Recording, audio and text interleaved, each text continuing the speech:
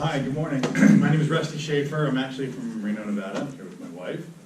And I did the 1 million cups up in Nevada about 2 months ago, up in Reno. And I've been an entrepreneur for 30 years, businessman, CEO, inventor. I traveled a lot. How many people fly Southwest Airlines?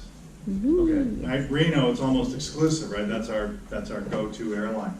So in flying Southwest, if you know about Southwest, you know about the random seating process, which can be hit or miss, right? I can get on the plane if nobody sits next to me. What an awesome flight, right? If I have a 900 linebacker from the college team, it's not so comfortable, right? So I started thinking, how cool would it be to use that time wisely and actually be able to request somebody to sit next to. So for either business networking, social networking, could be for a lot of reasons, right? And so we came up with Seatamigo. It's an app that gives you, it lets passengers meet, connect, and sit together, right, to have a better experience. So I've got a demo here. I'm going to let this demo run. It's a 2-minute little demo on the app. But again, the idea is that you get on this app, you put in your flight information. It's almost, think about it, it's almost like Match for travelers in a way. You're not romantically matching anybody, but you're matching people with like interests, maybe going to the same event, what have you. So let's take a listen. Seatamigo is an app for your computer or mobile device that lets you meet and connect with Southwest Airlines passengers so you can sit together on your upcoming flight. Let's check out how the app works on your phone. First, create an account on the app. Next, create your profile. Simply answer a few questions about yourself and your flying preferences, and then upload a photo. You'll get free Amigo credits to use for your first few flights after you complete your profile and upload a photo. Next, tap on the airplane icon to view or list yourself on an upcoming Southwest Airlines flight. For example, Flight 1234, departing Las Vegas Airport, and I'm on boarding group A. If you don't know your boarding group yet, no problem, you can update it later. Tap Add Myself to My Flight. Now that you're listed on your flight, you'll see other passengers who are using Seatamigo and have listed themselves on the same flight. You can check out any of these passengers by tapping on their listing. You'll see their profile page, which includes a picture and a little bit about them. When you find someone interesting, request to sit next to them by tapping the request button. After they get the request, they can either accept or deny you. If they accept you, then you'll see both of your profiles are now matched for that flight. Tap the Seats icon to access your My Amigos page. This is where you'll see all of your pending requests to sit next to someone, your pending invites if someone has invited you to sit next to them, and your matched Amigo. 24 hours before the flight, you can message your Amigo so you can both decide where to meet at the airport. We suggest something like, see you at the gate, I'll be wearing a red baseball cap. Whoever boards first saves a seat to the other. That's it. Oh, and when you need more credits, just tap the coins icon in the upper right. That will take you to the purchase page where you can find all of your credit purchasing options, including a 1-year subscription option. Perfect for the Southwest Airlines frequent flyer. Thanks and welcome aboard. It's a huge market. It's 160 million Southwest passengers per year across 4,000 flights a day. 101 destinations, and of course they're going to Hawaii this summer, if you didn't know. Huge market. We believe it's a huge, not only is it a problem that needs solving, but it's warranted. We've done online surveys through a company called Servata. I don't know if you've even heard that website. Servata has some wonderful tools that allow you to go and, again, ask some questions and build 5 or 6 questions, and you can ask, you pay for how many people you ask for, so it's like $1 a person. You can ask 500 people, you can ask 5,000 people, whatever you want. We've also done personal interviews with a lot of Southwest passengers, and to us it seems like an opportunity. Again, the basics on the app, it's free to sign up, create a profile, submit a photo, and browse flights.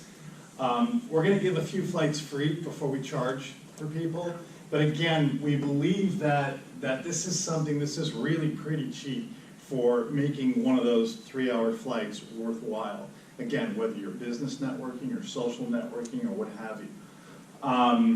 Works on mobile, desktop, and laptop. I can go into detail later, but this is a PWA. A PWA is a progressive web app. This is not an app that's going to be in the App Store. So progressive web apps are the future of apps. They avoid the 30% revenue from the Apple Store and the Google Store. And they basically work, it's one code base across all devices. So you really save on your development money in that regard. The app, of course, lets customers review short profiles, as you saw, and the app has messaging. We decided we only wanted to open it up a day before the flight. We didn't want this to become sort of intrusive, hey, let's meet for coffee in our town. This is not a romantic app. This is a, let's meet at the airport and we're going to sit together. And if you've flown Southwest, you know you can save seats. Their policy is a non-policy, but they let family members save seats, colleagues save seats. We personally don't believe that's going to change. I don't think that's going to change. I think they'd have a huge, huge problem if they didn't allow family members and colleagues to sit together. So, it seems to work out. That's it. We're trying to launch next month sometime, late in the month. We'll be focusing on one city. The idea is we don't have enough cash or revenue to go global with this or through the whole U.S. and all of their 101 destinations. So the idea is to start in a city, say Phoenix, which is one of their top 5 cities. Use Facebook, use in-airport advertising, use Southwest Magazine advertising. Those 3 right there will bombard hopefully enough people, and we don't need a lot of people. Think about it. I mean, with 4,000 flights, we're asking $3.99 per flight once you have to start paying for credits. You don't need a lot of people to make this a very good business. So that's Amigo.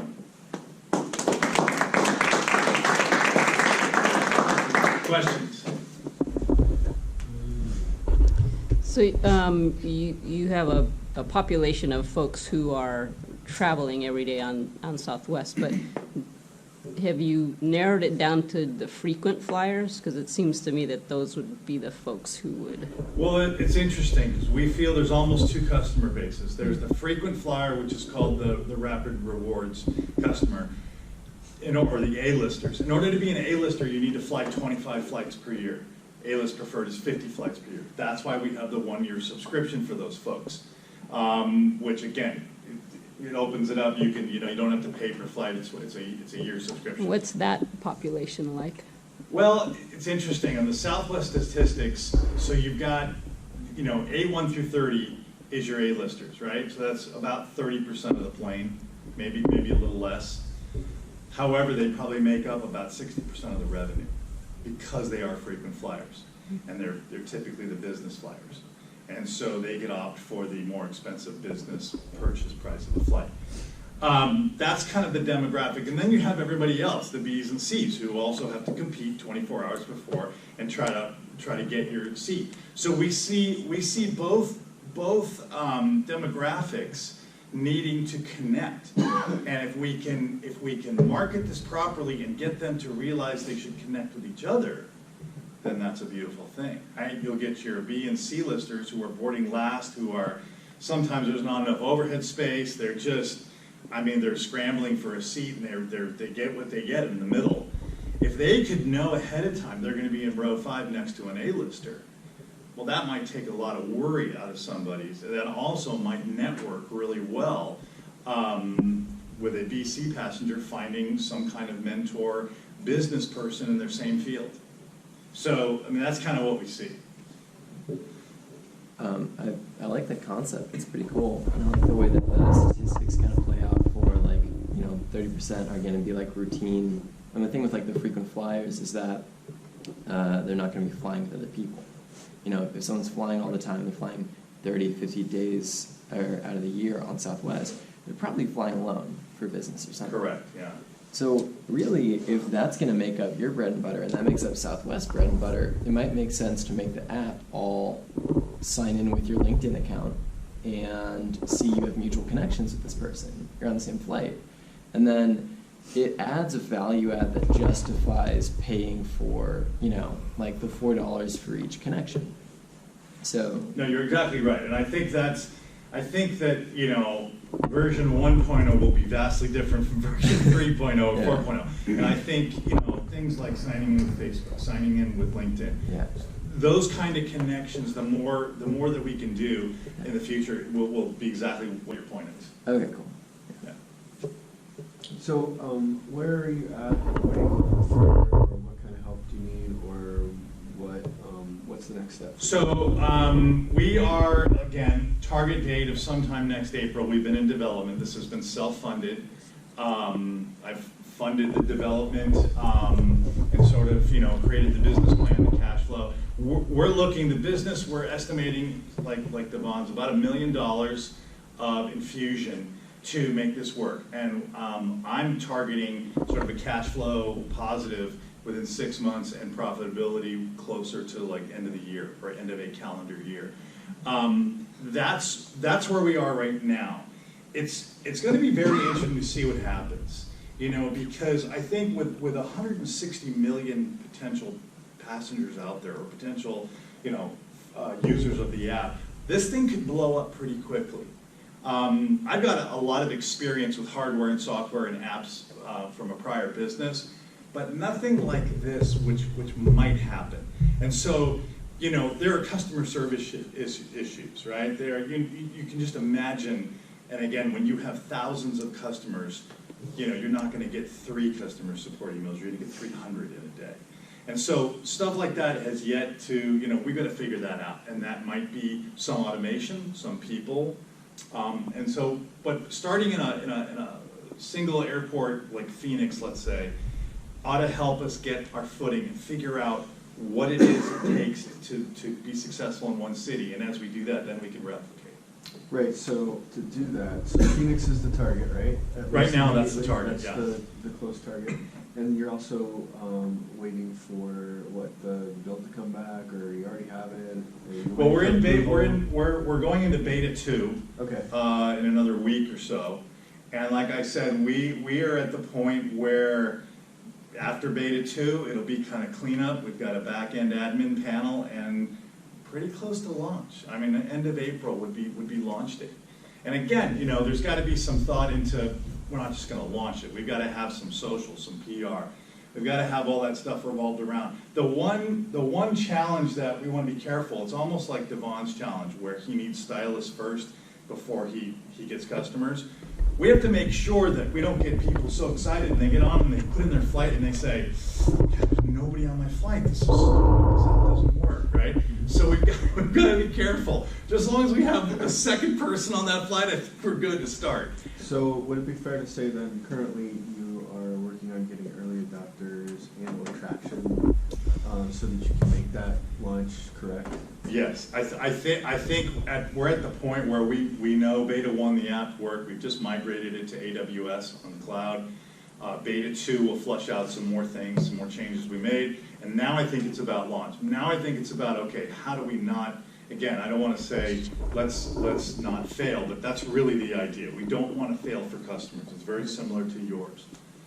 So is this beta like in the hands of people already?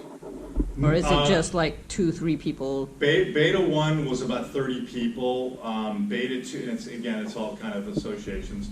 It's actually some people from 1 Million Cups in Reno that I met.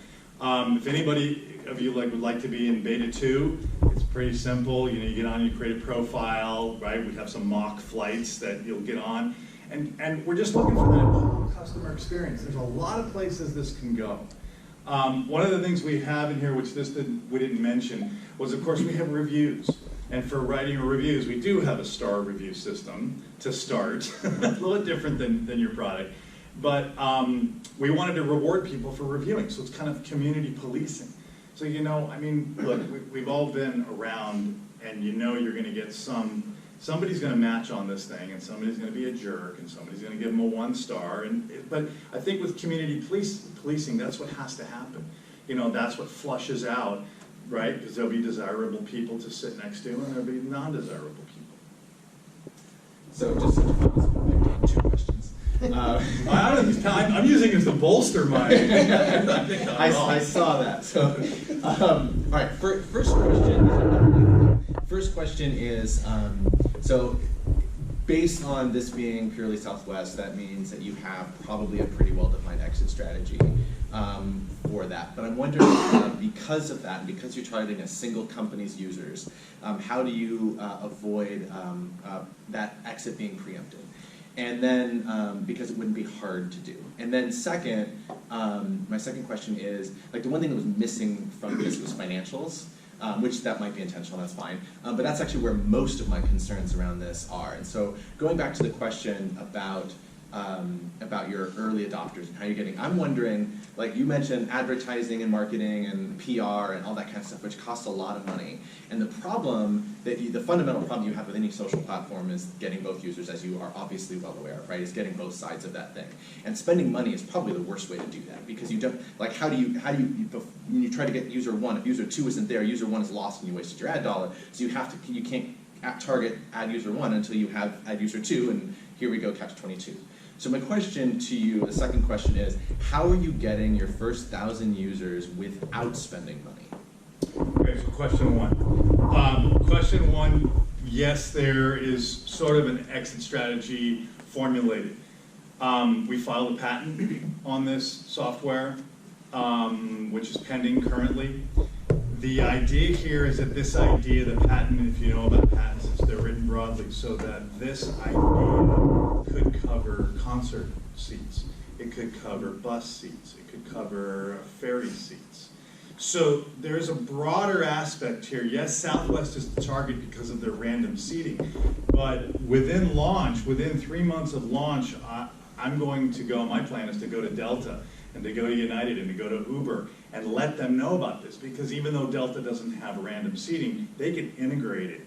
I mean, if you want an aisle seat on Delta today, $27. $27 extra if you want an aisle or window. So they're looking for money, right? And Southwest has been the one airline that has sort of resisted that. Bags are still free, but all the other airlines, if you've flown on those, it's nickel and dime. So we're going to have to see how that plays out. With our IP protection and with these partnerships, we just don't know what will happen on that. Question two, great question. I'm not sure that we can do it without money, because one thing money gets you is some critical mass. And like you said, to your point, we don't want to have just one person on a flight and not see anybody. And so if we take the approach of using something free like social media, it may not be enough to overcome the hurdle. I think that's the concern with and why we're starting in one locale. So let's say we start in Phoenix. We're going to have to spend some money. And again, financials weren't put on here. I've got a cash flow, a detailed cash flow and a business plan, and I'm well aware of that. We've got about $1.50 customer acquisition fee right now. My biggest concern is whether it's a combination of money or free, is we need to do enough to make that user experience okay. So all they got to do is see a second person, a third person on that flight, and maybe they don't want to match that person, but at least they're there. So I hope that answers question two. So it does. How, like you said, I don't know how to do that without spending money, which I do find concerning. But like like when you talk about targeting Phoenix, like yeah, Phoenix is small, but everybody's flying everywhere. So like at that point you have like it's one start, but it's not really one because everybody's flying everywhere. So is there like, for example, this is just a random idea, but is there a commuter flight that you can target between two cities where you fundamentally get the same people traveling all the time? And so instead of spending a bunch of ad dollars, could you fly that flight a couple of times, meet a bunch of people, get them to sign up right there, and all it costs you is a plane ticket? Maybe. We didn't plan on doing this without money. And so the business plan and the cash flow spends money in a market like Phoenix to get enough passengers to see 2 or 3 or 4 on a flight.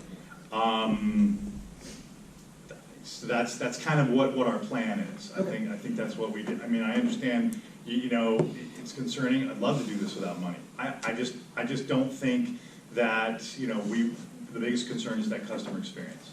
Do you know, have you looked into advertising like actually on Southwest.com or like something to where, people, when you book some kind of partnership, strategic partnership with Southwest, to where someone books a flight, they simultaneously sign up for Amigo. So then over time, it just kind of waits a waiting game. Well, until you get more right, people signed up. right. Well, certainly looked into advertising, and you have to say, okay, where are Southwest passengers? Number one, they're on Southwest.com. Southwest.com does not have extra advertising. They're at the airport, right? They've got to be at the airport if they're flying Southwest. They're reading that magazine. 12 million readers a year out of their 160 million read that magazine. Or I'm sorry, 12 million a month. 12 million a month. So a lot of people, still look at that magazine. Those are the primary places. Facebook's another one because we can geo-target advertising. Do you geo-target based off if they gave a thumbs up to Southwest? No, we can geo-target Phoenix. We can geo-target Phoenix and travelers. I mean, if you've never advertised on Facebook, it's pretty amazing the detail that you can go into to narrow down. I wouldn't be surprised if you could find stylists. So that is sort of the paid-for advertising, but that's kind of the idea, is to really get in there and blitz that, and just see what the adoption rate is. So is there an age demographic that would be more, or are you just saying, every Southwest is a person? Well, it's very interesting. Southwest has a pretty wide demographic. They'll tell you that their average age, which really doesn't mean a lot, is about 45. Now you can conclude that your A-list travelers who are flying 25 to 50 flights a year, probably business people that are older. However, and these days, you've got millennials and younger people flying for all kinds of reasons that they didn't fly 30 years ago. Events, club sports, high school sports. A lot of kids are traveling. So like I said, the ideal thing that would be really cool is that your two groups would find a reason, and again, we'll try to provide that for them, but they'll conclude that there's a reason for matching to sit next to each other. And so again, it is kind of wide open now, and there's a lot of reasons why a 20-year-old would want to use seatamigo. There's a lot of reasons why a 50-year-old would want to use seatamigo. I think my concern is a 20-year-old's not going to have the